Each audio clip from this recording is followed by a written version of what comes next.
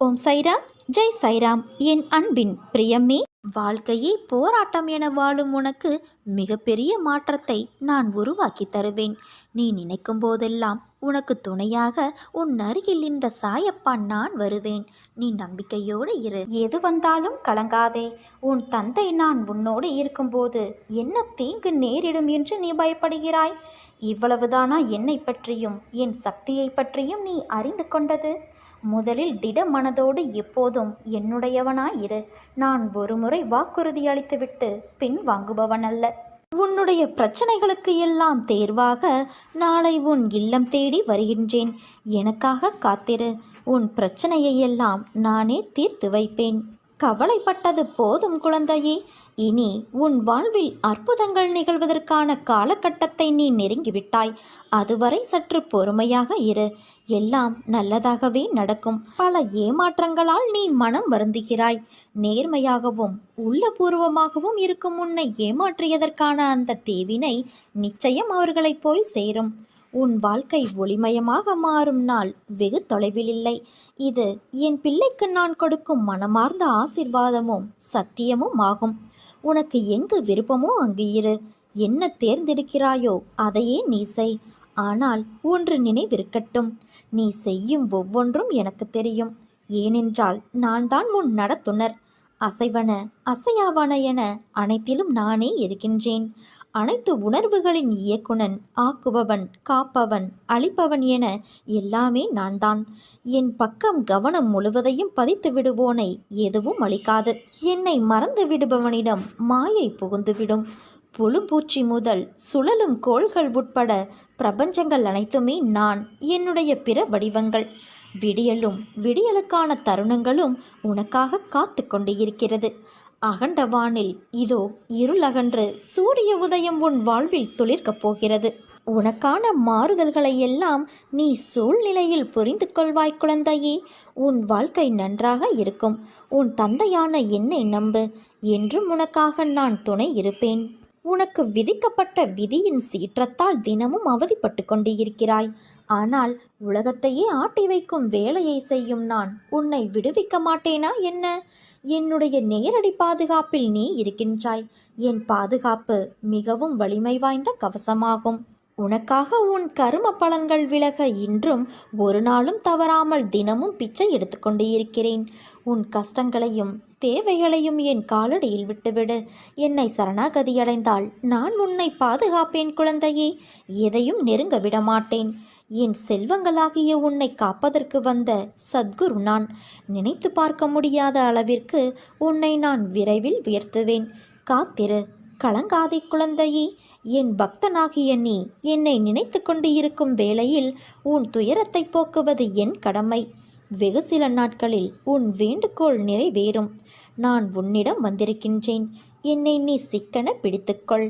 உன்னை விட்டு நான் விலக மாட்டேன். என் பிள்ளைகள் கவலைப்படும் போது அதை உடனே நிவர்த்தி செய்வது உன் தந்தையான என்னுடைய கடமை.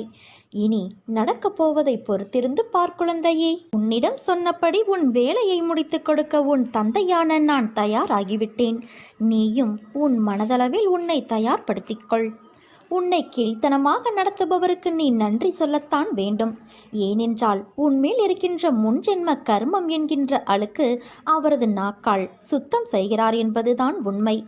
இன்னும் சில நாட்களில் அனைத்தும் மாறும். ஏனென்றால் சமீபத்தில்தான் நான் உன்னை சந்தித்து அதை உன்னையும் உணர வைத்து உனக்கு ஆசி வழங்கியிருக்கின்றேன்.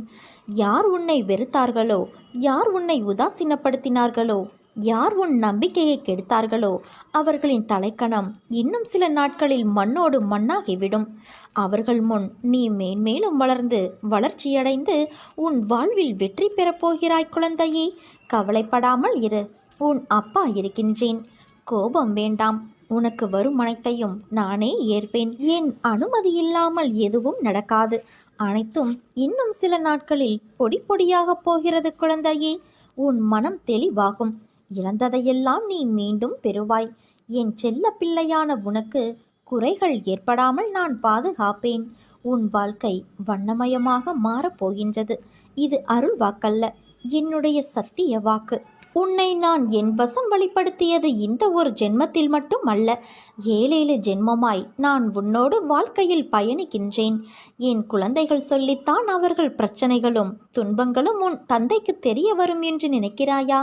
உன் அப்பா நான் அகண்டமாக இந்த அகவெளி, புறவெளி, பரவெளியாகிய எல்லா இடங்களிலும் வியாபித்து இருக்கையில் எல்லா விஷயங்களையும் நான் அறிவேன்.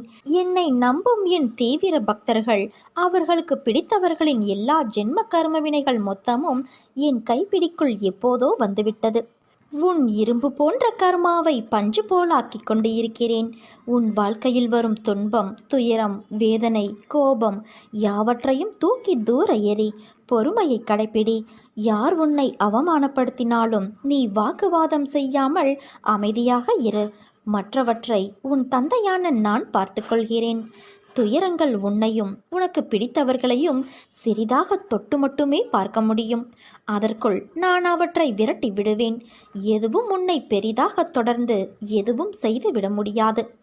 எல்லாவற்றிலிருந்தும் சர்வ சாதாரணமாக என் பக்தர்களை நான் விடுவித்து கொண்டு வருகின்றேன்.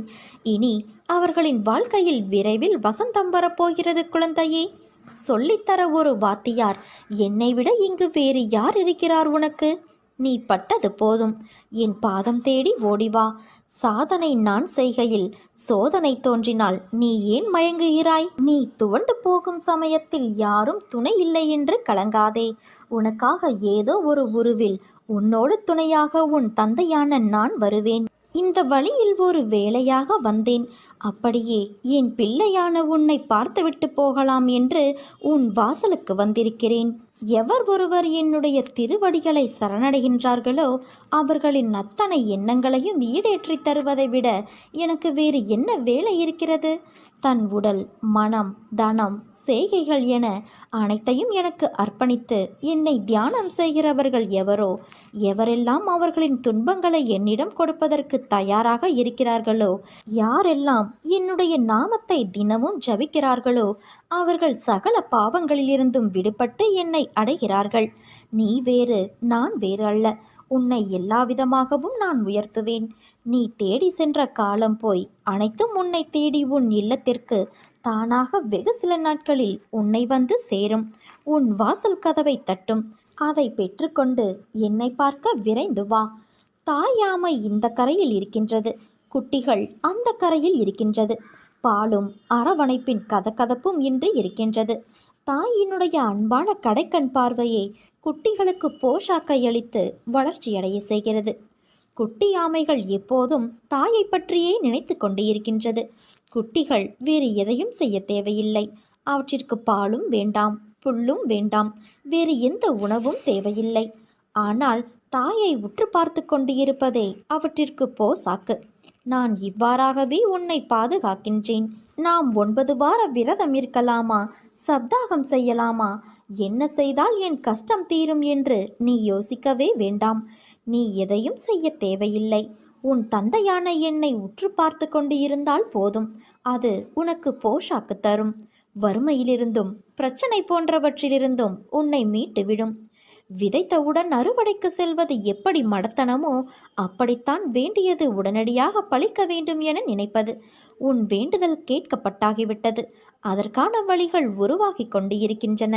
ஏற்ற காலத்தில் எல்லாமே சுலபமாக சுமூகமாக முடியும் என்பதை என்னிடம் நீ வேண்டியவுடனே தெரிந்து கொள்ள வேண்டும். என் தங்கமே, எனக்கு படையல் போடுவதை விட பசித்தவனுக்கு உணவு கொடுப்பதையும் ஆதரவு இல்லாதவனுக்கு உதவி செய்வதையுமே நான் விரும்புகின்றேன். ஏனென்றால் நீ சுகமாக இருப்பதால் உலகத்திற்கு நன்மை விளையும் என்பதால் நீ எல்லாவற்றிலும் வாழ்ந்து நிறைவாக இருக்க வேண்டும் என்பது என்னுடைய ஆசை.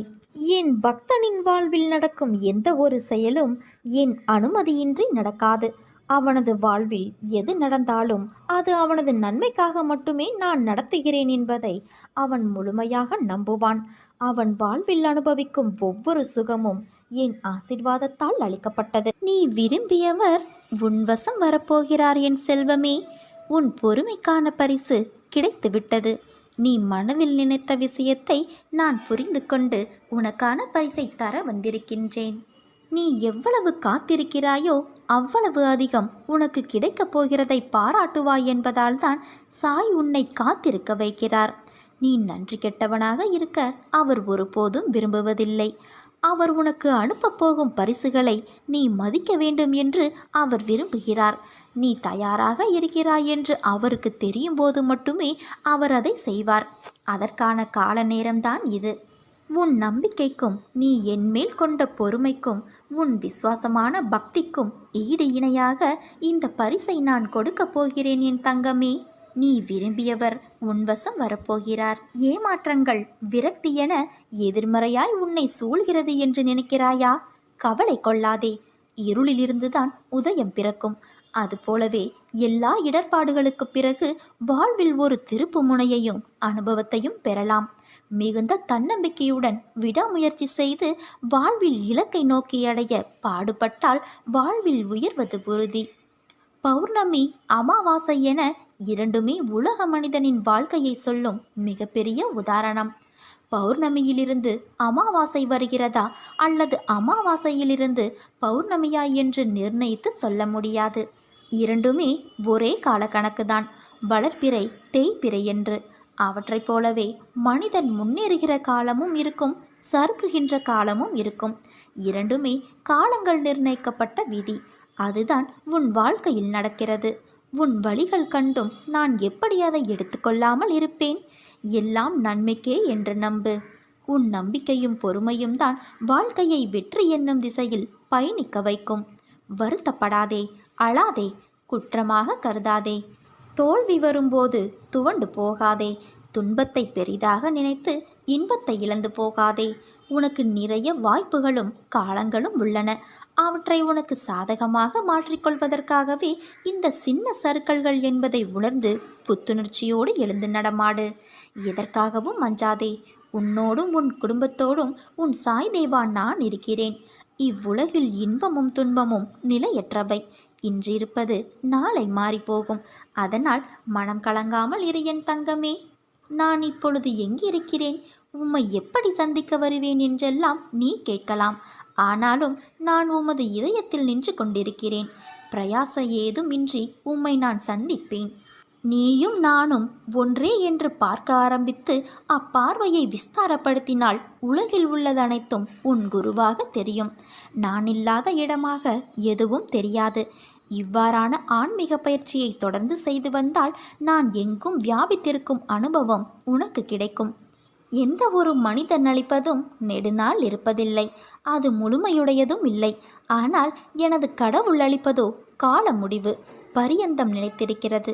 அவரின் வெகுமதியை வேறெந்த வெகுமதியுடனும் ஒப்பிட முடியாது. எனது கடவுளோ எடுத்துக்கொள் எடுத்துக்கொள் என்கிறார். ஆனால் எல்லோரும் என்னிடம் வந்து கொடு கொடு என்கிறார்கள். நான் கூறுவதன் பொருளை ஒருவரும் கவனத்துடன் பார்ப்பதில்லை.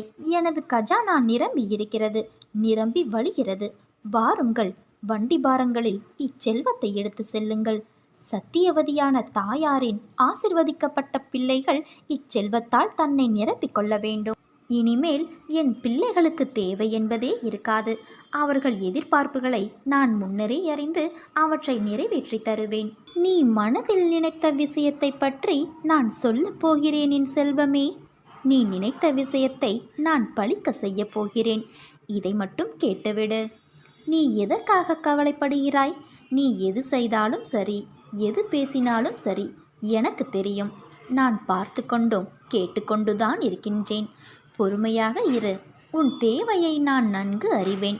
உன்னை அனைத்திலும் இருந்து காப்பாற்றி கொண்டுதான் வருகிறேன். உனக்கு தப்பிக்கும் வழிகளையும் அவ்வப்போது கொடுத்து கொண்டு காப்பாற்றி கொண்டுதான் இருக்கின்றேன். எப்பொழுது என்னை வணங்க ஆரம்பித்தாயோ அப்பொழுதே உனது துன்பங்கள் அனைத்தும் ஒரு முடிவுக்கு வந்துவிட்டன. உன் கவலைகள் ஒளிந்துவிட்டன என்பதை நம்பாமல் இருப்பவர்கள் என் பெயரை உதடுகளால் சொல்லி உள்ளத்தால் தள்ளி நிற்கிறார்கள். உனக்கென இருந்த உன் இரும்பு போன்ற கர்மாக்களையெல்லாம் பஞ்சு போன்று மென்மையானதாக நான் ஆக்கி உன் விதிகளையெல்லாம் சரிப்படுத்திவிட்டு அது நிறைவேற ஒரு காலம் நிர்ணயிக்கப்பட்டு இருக்கிறது. அவ்வளவே. அந்த காலத்திலிருந்து எல்லா நன்மைகளும் தானாகவே உனக்கு நடக்கத் தொடங்கிவிடும். அதுவரையிலும் கூட உனக்கு ஏற்படும் அனைத்து இடையூறுகளிலிருந்தும் உன்னை காப்பாற்றிக் கொண்டே இருப்பேன். அதனால் கவலையை மறந்து தினமும் நன்றாக தூங்கு. இவ்வளவு நாள் உன்னை காப்பாற்றி வந்த நான் இனியும் காப்பாற்ற மாட்டேனா என்ன? நம்பிக்கையுடன் தைரியமாக இரு. விரைவில் நீடித்த நிலையான நன்மைகளை ஒவ்வொன்றாக பெறப்போகிறாய். நன்றி பெருக்கில் ஆனந்த கண்ணீரில் நீ மிதக்கப் போகிறாய் என் செல்வமே. என்ன பறவை சிறகடித்து விண்ணில் பறக்கின்றதா? உன் இமைகளிலே உறக்கம் வர கண்கள் மறுக்கின்றதா? உன் துயர் கண்டால் என்னுயிர் இங்கே துடிப்பது தெரியவில்லையா? உண்மையறிந்தும் உள்ளம் வருந்த நடப்பது தவறு இல்லையா? ஊஞ்சலைப் போல பூங்கரம் நீட்டி அருகில் நெருங்கிடவா உன்னை உரிமையினாலே? குழந்தையைப் போல அள்ளி அணைத்திடவா? அன்னையைப் போலே உன்னுடல் தன்னை வருடி கொடுத்திடவா? நீ அமைதியுடன் துயில் கொள்ளும் அழகை ரசித்திட வரவா? உன் வேண்டுதல்களில் பலவற்றை ஒவ்வொன்றாக நிறைவேற்றிய இந்த சாயி உன் மிக முக்கியமான கோரிக்கைகளையும் விரைவில் நிறைவேற்றி தருவேன் என்று உறுதிமொழியளித்த இந்த சாயி பொறுமை பல கடந்தும் அதில் எந்த பெரிய முன்னேற்றமும் காண்பிக்கவில்லையே என நீ என்னிடம் மன்றாடி வேண்டிக் கொள்வதில் உள்ள நியாயத்தை கருத்தில் வைத்து அவற்றை உடனே நிறைவேற்றித் தர நான் முடிவு செய்துவிட்டேன் என் தங்கமே. இந்த பதிவை உன் கண்ணில் காட்டிய சில நாட்களுக்குள் மகிழ்ச்சியில் துள்ளி குதித்து கொண்டு என்னிடம் வந்து எப்படி இது சாத்தியமாயிற்று இறைவா என்று கேட்கப் போகிறாய். இது நடந்தே தீரும். ஒரு அதிசயம் வெகு விரைவில் நடக்கப் போகிறது. உனக்காக நான் ஒதுக்கிய நல்ல நேரம் வந்துவிட்டது. இன்று என் ஆசிர்வாதத்துடன் என் பிரசாதத்தை பெற்றுள்ளாய். இதோ உன் வாழ்வில் இருள் நீங்கி வெளிச்சம் தோன்றும் நாள் மலர்ந்து விட்டது.